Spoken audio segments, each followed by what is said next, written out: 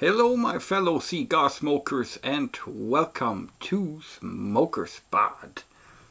A review and a special one as promised in the last episode. This one here is the Cuban Davidoff Dom Perignon. I'm excited. Let's see how it tastes.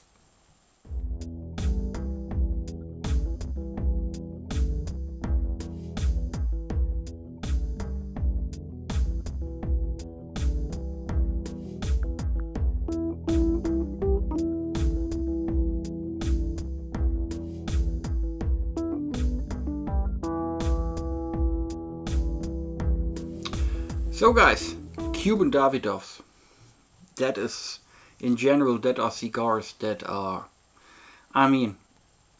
hard to get. Does not even closely describe how hard it is to get one of these sticks. But I will tell you a little bit more about Cuban Davidoffs and about the Dom Perignon over here while we're smoking it. Guys, I'm excited. I'm telling you, that's one of the. It's not easy to get me excited cigar wise, but that's definitely one of the sticks, man, where my heart is beating a little bit.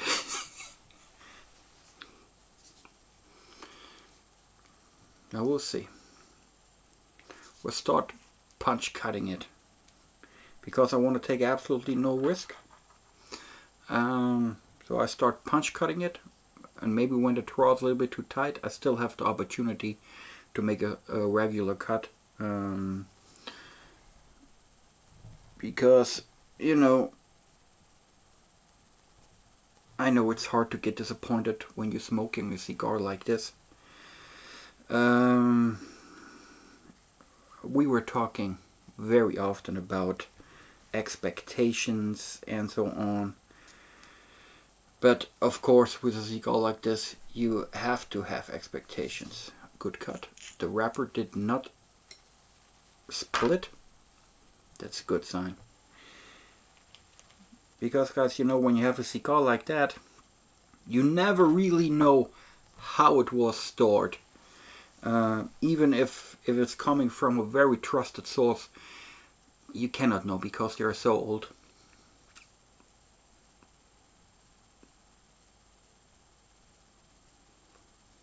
A little bit of earth.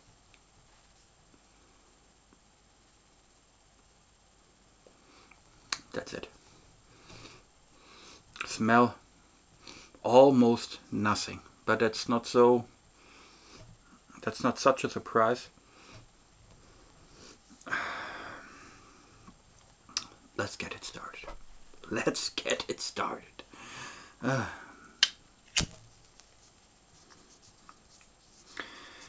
So, Cuban Davidoffs, my friends.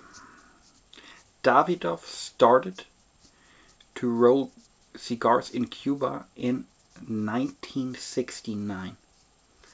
And they discontinued the production in Cuba 1991. So that is the range in which Davidoff were doing cigars in Cuba.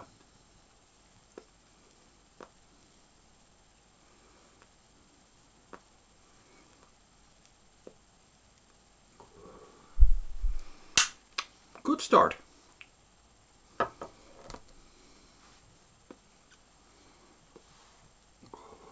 Draw's good. Smoke output is good.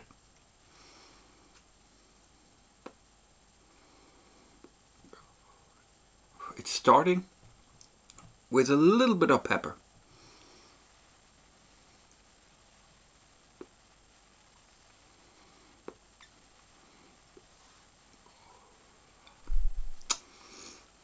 Okay, guys, the Dom Perignon, right?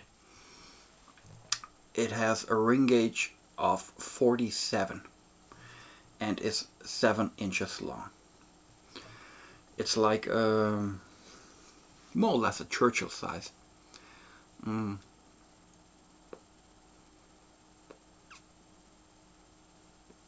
Factory wise, they gave this Vitola the name Giulietta number 2.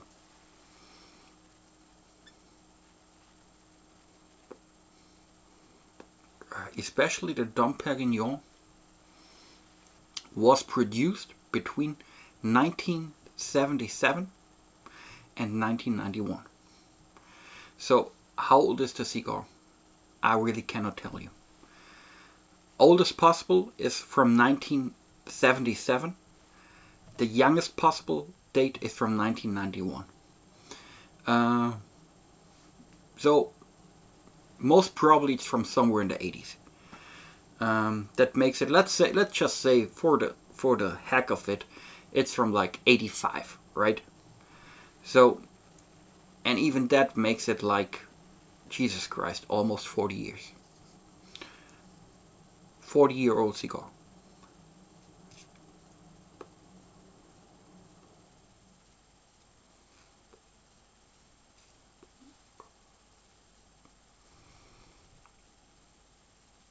Pepper is gone.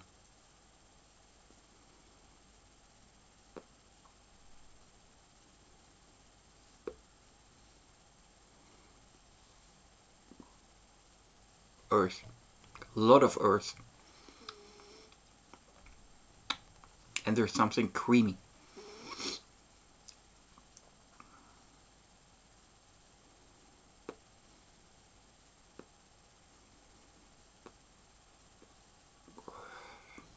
What makes the Dom Perignon so special? There were a lot of Cuban Davidoffs. Very popular was the whole Chateau series. They named a lot of cigars after wineries.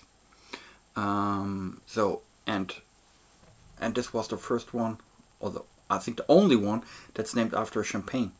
The other ones you had like the Chateau Lafite, the Chateau Cigar. Not quite sure about how to pronounce the French name. I'm sorry. Let me check my notes. You have the very popular was the Chateau Mouton Rothschild, Chateau Margaux, Latour, Lafite, and so on and so on. But they were all kind of small cigars, you know, like, let me check. So mostly between 40 and 42 ring gauge, and somewhere between 4 and 6 inches long. So that one is an outstanding cigar, Vitola wise. And maybe that's why it's so popular.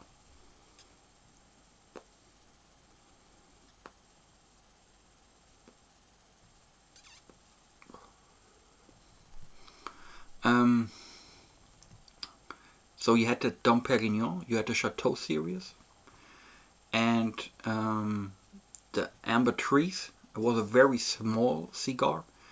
And then you had the 1000, 2000, 3000, 4000 number Aniversario number 1, number 2, that were more or less the Davidoff portfolio back in the Cuban days. Mostly they were mild. But you know, all the things I'm telling you right now is what I heard from guys that were smoking back then. Because I started my cigar smoking experience in 1995. And Davidoff stopped producing Cuban cigars in 1991. So I have absolutely no clue. Before in the preparation of this review, I was talking to one of my friends, Stefan, who's working in the Davidoff flagship store, and we were talking a little bit about Cuban Davidoffs. And I asked him for how much did they sell the Cuban Davidoffs back then. And he said it was always somewhere between 20 and 40 D-Mark, Deutsche Mark, German Mark. That was way before they introduced the euro in 2001. And the Dom Perignon was sold for something like a little bit more than 30 German marks. So, and to give you an idea how much that is or was or whatever, is as they introduced the euro in 2001, they like cut it in half. So like 2 German marks were back then 1 euro. So 30 German marks would have been right now 15 euros. Of course, that is impossible. Probably if they were bringing out a cigar like this today, it would be probably the typical Davidoff price, so around, don't know guys, but probably between 30 and 40 euros. But if you want to buy a Cuban Davidoff right now First of all, almost impossible to get. Secondly, prices are fucking insane. I'm telling you, insane. You will find auctions where they're selling one Dom Perignon for hundreds and hundreds of euros, dollars, or British pounds. So, ridiculous. I was talking too much, guys. I'm sorry.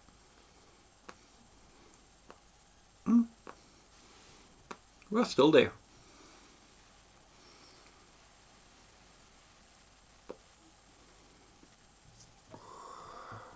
Well, ash is looking very good. Burn, it's okay. Okay. A little bit wavy, but not even close to a point where I would worry about retouching it or so.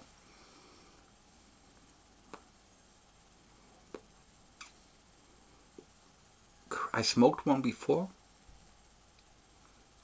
and I think that was like 3 years ago or so. And I'm telling you guys, back then I was impressed. I was really impressed. You guys know I'm a big Davidoff fan, but a lot of Davidoff cigars, they are not aging very well, you know. For example, a very old Davidoff over here, not old like this, but like 10 years or 15 years like this. And the best example might be one of the first year off, you know. We had the Davidoff Year of the Ox, remember, and so on. But I was smoking a while ago the Year of the Rooster with a couple of buddies, and we all agreed it's not as good as it was a couple of years before, you know. So as older they get, they tend to getting not only milder, but also like a little bit flat, you know. But the Dom Perignon back then, I smoked like 3 years ago, it was a fantastic cigar, really. And this one is starting very good too.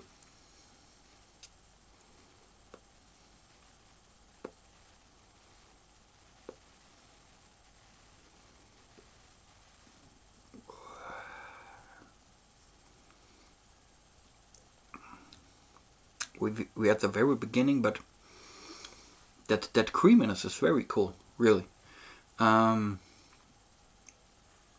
Earth is still dominant, and I think there's somewhere a little bit of nuttiness is tiptoeing into the aroma profile, but I'm not quite sure right now. We need to smoke that thing here a little bit longer to see how it develops. But until now, I'm not disappointed.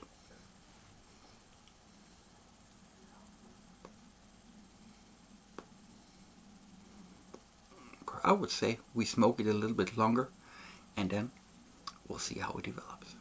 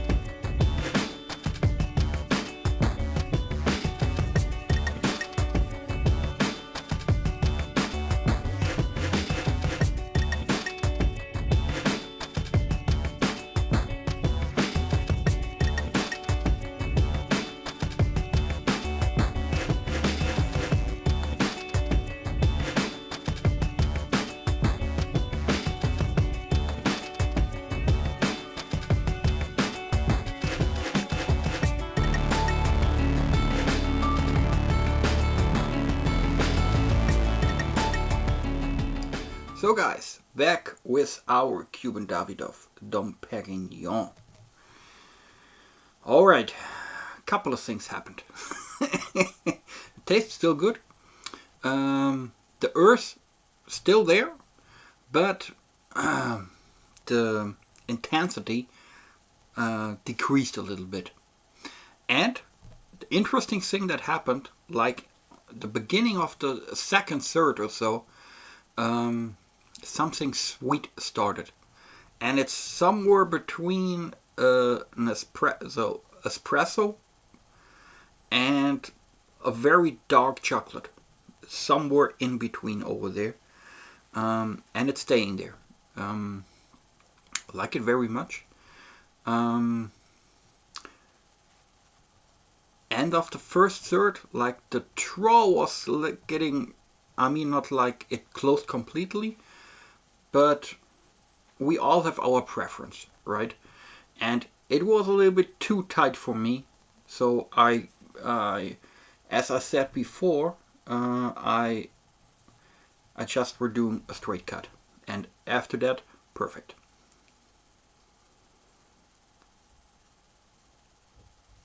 Ash burn, okay. Not like on point, but definitely okay. As I said, it's hard to tell how this cigar was stored over the last like 35 or 40 years, you know.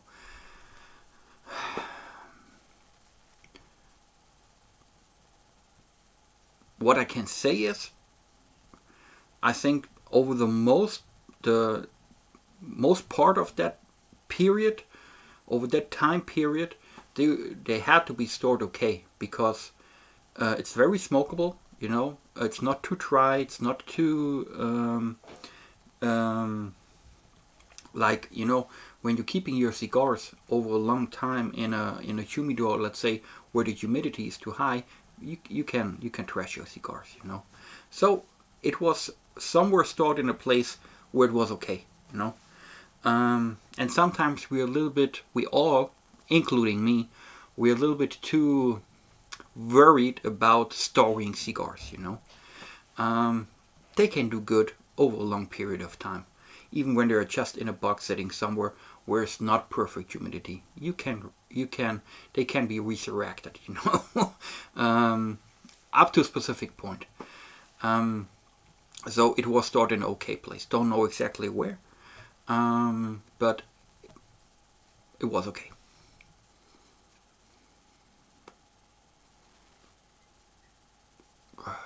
Smoke output is very good. I like that.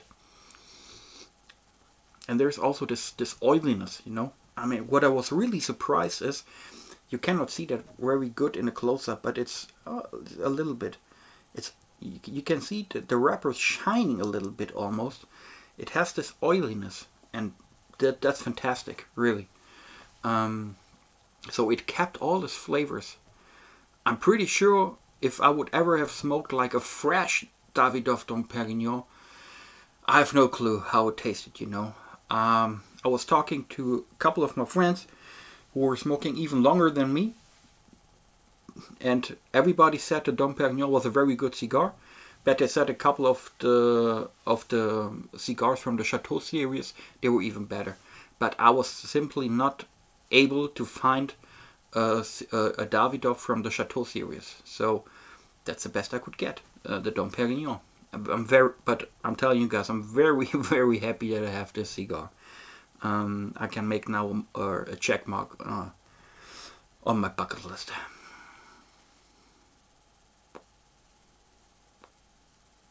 And I thought, also bringing a good drink maybe, and I brought the Glenmorangie Talogan, where we were not so long ago a pairing with the Cato Say limited edition from 2019.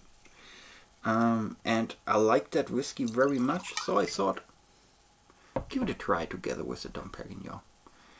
Okay, the Dom Perignon is named after champagne, but I'm not drinking champagne. So I'll stick to whiskey. Cheers, my friends.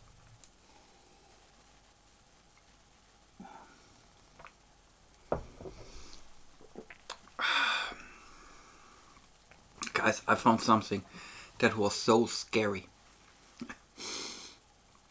I got this cigar like 3 or 4 weeks ago.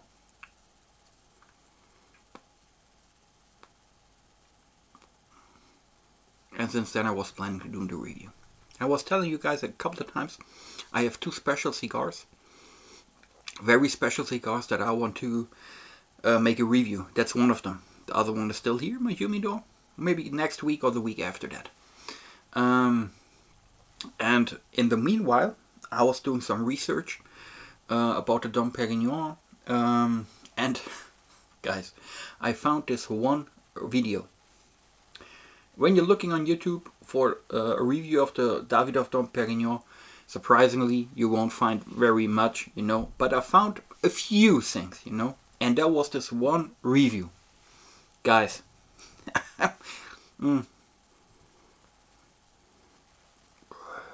So this guy started just regularly, you know, talking about the cigar, showing it, making a few close-ups and so on. And then all of a sudden, before he was lighting up his cigar, Jesus Christ, he was holding the cigar under running water, like for a second. And I was like, I almost got a heart attack. I saw this and I was like, what? And after that I stopped the video because that's too cruel. He was holding the Davidoff Dom Perignon under running water for a second or two. I was in shock. Really in shock. That was so ridiculous, guys. I'm telling you. But for whatever reason, I'm smoking cigars now since 1995, you know. Never in my whole life I saw somebody holding a cigar under running water. Never. That makes no fucking sense at all. And doing that with a Davidoff Dom Perignon, guys, really, I'm telling you. I was about jumping into the screen and stopping him.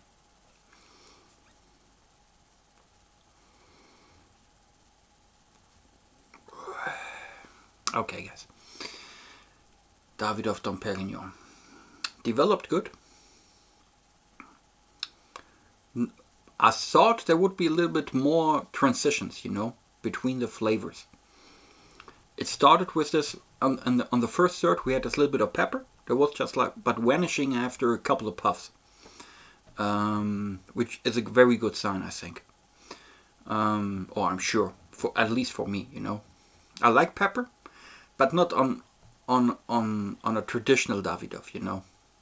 Maybe the Davidoff on the Discover series, so the Escurio, Yamasan, Nicaragua, they're a little bit more stronger, more pepperish sometimes, but that's the traditional series, you know. So there is no pepper. I think maybe this pepper spicing maybe developed over time. I'm not sure, you know, but I'm pretty. As I said, I never smoked like the original when it was fresh. But man, I smoked a lot of Davidoff from, let's say, the White series, you know, with the traditional band, and almost never had pepper, you know. And what we have to say, after Davidoff stopped producing cigars in Cuba in 1991, they were doing then all the Davidoffs we know nowadays, you know, in the Dominican Republic. And they even started in 1990. So, of course, they knew there's something going on, you know. We are kicked out of Cuba. We have to find an alternative to doing our cigars, you know. And, of course, they were not continuing the Chateau series or the Dom Perignon, but they continued a couple of other series. Number 1, number 2, and the Thousander series. It's called the Mille series. Mille, I'm not quite sure. Probably also French, I have no clue.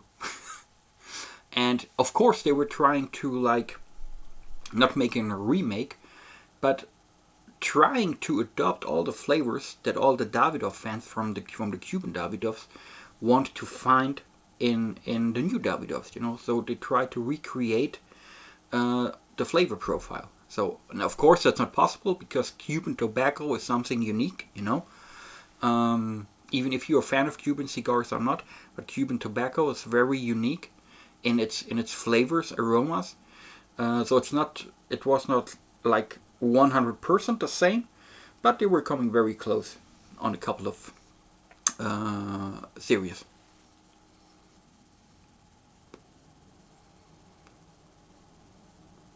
So all I wanted to say is I smoked a lot of Davidoffs, and I wanted to explain the pepper thing. That's all.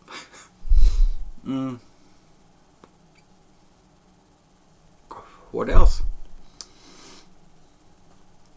And while I'm doing the research on the Cuban Davidoff, I found a lot of people saying, and I said that in the start, that they were kind of flat, like, and somebody even said it's like hot air.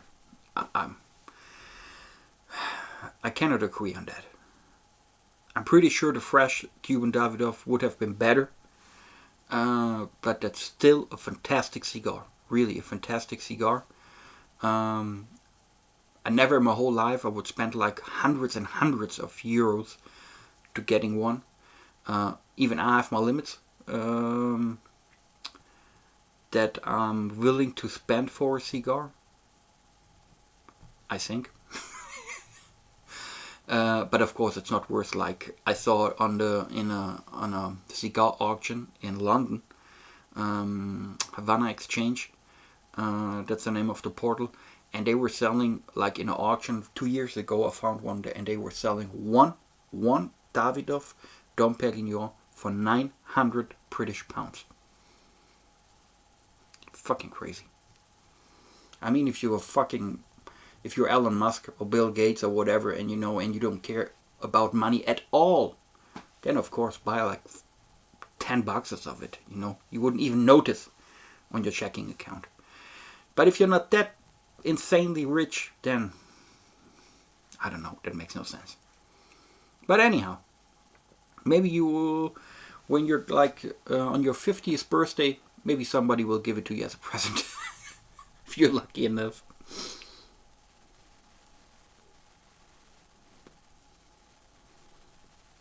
So what to say, guys?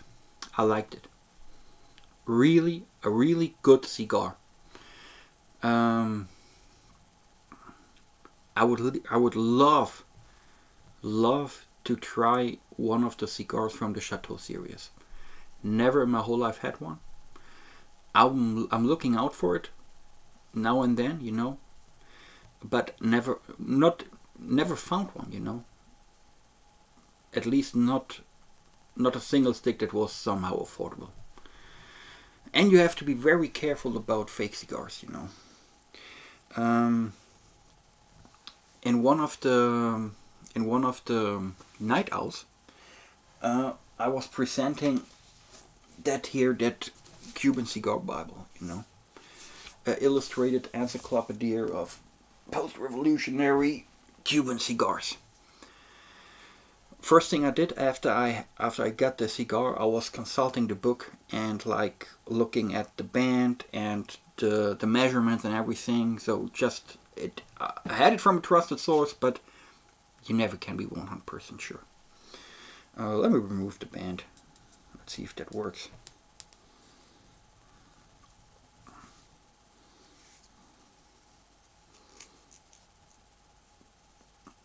It's looking more or less like the Davidoff bands they're doing right now.